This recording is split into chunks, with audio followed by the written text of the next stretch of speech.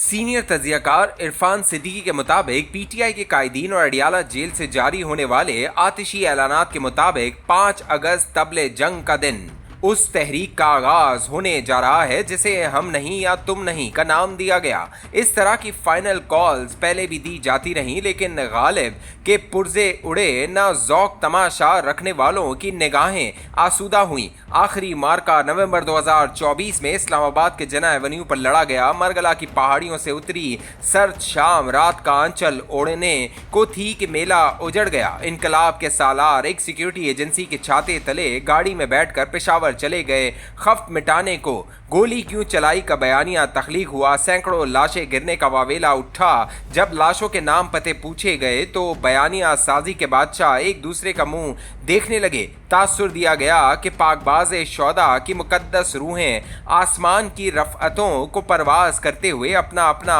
जस्ते खाकी भी साथ ले गईं। यहाँ तक कि किसी सड़क पर एक कतरा खून तक बाकी न रहने दिया।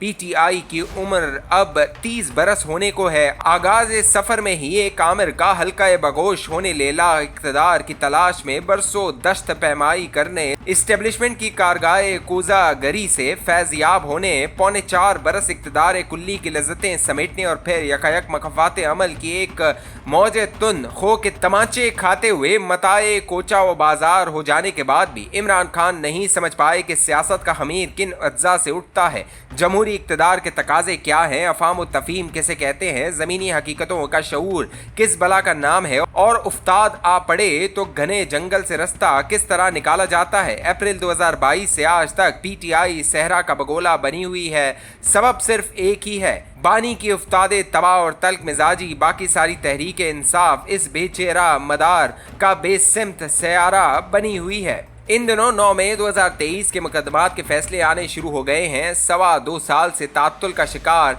इन मुकदमात के फैसलों की नौबत 8 अप्रैल को जारी किए गए सुप्रीम कोर्ट के इस हुक्मनामे के बाद आई कि 4 माह के अंदर अंदर 9 मई के मुकदमात को निपटा दिया जाए। ये मियाद भी 3 दिन बाद ख़त्म हो जाने को है, लेकिन बहुत से मुकदमात अभी फैसला तलब पड़े हैं। अब तक के फैसलों के मुताबिक पीटीआई के दर्जनों कायदीन और अरकान पार्लियामेंट को सजाएं सुनाई जा चुकी हैं।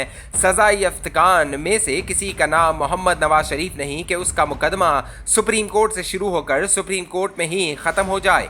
ना अपील, न वकील, न दलील। शायद इसका जुर्म 9 मई की बगावत व सरकशी से ज़्यादा कभी था कि उसने अपने बेटे की कंपनी का मुलाजिम होते हुए उससे तनख्वाह नहीं ली। लेकिन 9 मई के मुल्ज़मान को सुनाई जाने वाली सजाएं हरफ आखिर नहीं। गिरिया वजारी अपनी जगह, ये सिलसिला अभी आगे बढ़ेगा। अपीलें हाई कोर्ट्स में जाएंगी, ज़रूरत पड़ी तो सुप्रीम कोर्ट तक पहुंचेंगी, फिर भी तसल्ली न हुई तो नज़रसानी अपीलें दायर होंगी। लेकिन पीटीआई ने अपनी रिवायती हुनरकारी से काम लेते हुए सजाओं को हुकूमती जबर और अदालती नाइंसाफ़ी तक महदूद कर दिया है। सो अखबारात और टीवी चैनल पर भी सारी बहस जुल्म व नाइंसाफ़ी के इसी बयानिए तक सिमट कर रह गई है। कोई पीछे पलट कर ये देखने की जहमत गवारा नहीं कर रहा कि हमारी तकवीम में 9 मई का दिन भी आया था। वो दिन जब 250 से ज़ायद दिफाई तनसीबात पर मुनज़्ज़म हमले हुए, जब अर्ज़ पाक के तहफ़्फ़ुज़ और दिफा के लिए जाने निशावर करने वाले शौदा की यादगारें ताराज कर दी गईं, जब हवाई अड्डों पर खड़े पाक फ़िज़ाइया के तैयारे नजर आतिश कर दिए गए। कोयटा से चकदरा छावनी तक होने वाली ये गारतगरी क्या किसी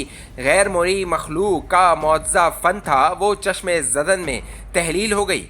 अगर ये जीते जागते मुफस्सिदीन की फतना गरी थी तो क्या उन्हें किसी बाज़पोर्स, किसी कानून और अदालती अमल और किसी सज़ा के बगैर छोड़ दिया जाए? अगस्त 2047 से अगस्त 2025 तक 78 बरस के दौरान में बहुत सी तहरीकें चलीं, बहुत से सियासी एहतजाज हुए, बहुत से हंगामे हुए, लेकिन कोई पाकिस्तानी अपने दिल पर हाथ रखकर 9 मई 2023 जैसी किसी गारतगरी की निशानदेही कर सकता है? हरगिज़ नहीं। इसलिए कि 9 मई तो कहाँ, इससे दूर दूर का रिश्ता व ताल्लुक़ रखने वाला कोई वाक़या भी रोनुमा नहीं हुआ। ठोस शवाहिद निशानदेही करते हैं कि यह बगावत बबा करने की साजिश थी, जिसका निशाना आर्मी चीफ सैयद आसिम मुनीर थे। सिपह सालार का तख्ता उलट कर अपने धब के किसी वर्दी पोश को इस मसनद पर बिठाकर फिर से हुकूमत पर कब्जा जमाना और इस्लामाबाद को 1857 की जंग आज़ादी के बाद की दिल्ली बना देना था, जहाँ हर चौक पर स्लेबे गड़ी हों और फंदों में लटकी सियासी हरीफों की लाशें इनकलाब नौह की नवीद दे रही हों। मंसूबा ये था कि एक साथ पाकिस्तान के तूलो अर्ज में बलवाइयों का निशाना बनने वाली सैकड़ों फौजी तनसीबात से आग के शोले उठेंगे तो फौज मुश्तइल होकर गोली चलाएगी, सैकड़ों मर्द व जन के सीने छल्ली हो जाएंगे, फौज के अंदर बड़े रेक्टर स्केल का जल्जला आएगा, बड़े बड़े बुर्ज ज़मीन बोस हो जाएंगे और कश्ते आरजू के अंग अंग में बहार हलकोले खाने लगेगी। फौज की बालक नजर क़यादत ने बर वक्त साजिश को बांप लिया। वो बागियों के जाल में न फंसी, लाशें गिरी, न सड़कों पर खून की नदियां बहीं, न फौज के कड़े नज्म व ज़ब्त में कोई दरार डाली जा सकी। साजिश बिन खिले मुरझा गई, बगावत बुरी तरह नाकाम हो गई। तारीख ये बताती है कि बगावत कामयाब हो जाए तो अपने अहदाफ मद्द मुकाबिल और मुखालिफिन को इबरत का निशान बना देती है, नाकाम हो जाए तो खुद बेरहमाना अताप व इंतकाम का निशाना बनकर नमूना इबरत बन जाती है। हालिया तारीख में इसकी नज़ीर तुर्की में मिलती है, जब जुलाई 2016 में फतहुल्लाह गुलन तहरीक, फौज, पुलिस और ब्यूरोक्रेसी के कुछ अनासिर और इनकलाबी दानिश्वरों ने तैयब उर्दवान का तख्ता उलटने की साजिश की। तैयब उर्दवान की अपील पर अवाम सड़कों पर निकल आए और बगावत नाकाम हो गई। इसके फ़ौरन बाद बागियों और साजिशों पर जो क़यामत टूटी वो इबरत की एक हौलनाक कहानी है। मैं हरगिज़ नहीं कह सकता कि हालिया सज़ाओं में कानून के तमाम तर तकाज़े पूरे किए गए या नहीं। मैं ये कहने की कुदरत भी नहीं रखता कि सज़ाई याफ्तगान इस साजिश में मुलव्विस थे या नहीं, लेकिन मैं इतना जानता हूँ कि मेरी तारीख में 9 मई 2023 का एक सयाह तरीन दिन आया था। मैंने उस दिन टीवी चैनल्स पर कुछ किरदारों को मुतहरिक भी देखा था। मैं ये भी जानता हूँ कि इस ताख्त व ताराज की किन लोगों के दिलों में चरागा कर दिया था। किसी मासूम व बेगुनाह को सज़ा मेरे लिए खुशी का बायस नहीं, लेकिन मैं ये भी नहीं चाहता कि 2.25 बरस के किसी सर्द खाने में पड़ी 9 मई की लाश को लावारिस करार देकर किसी दूर अफ्तादा गुलिस्तान के गोशाए गुमनाम में दफना दिया जाए।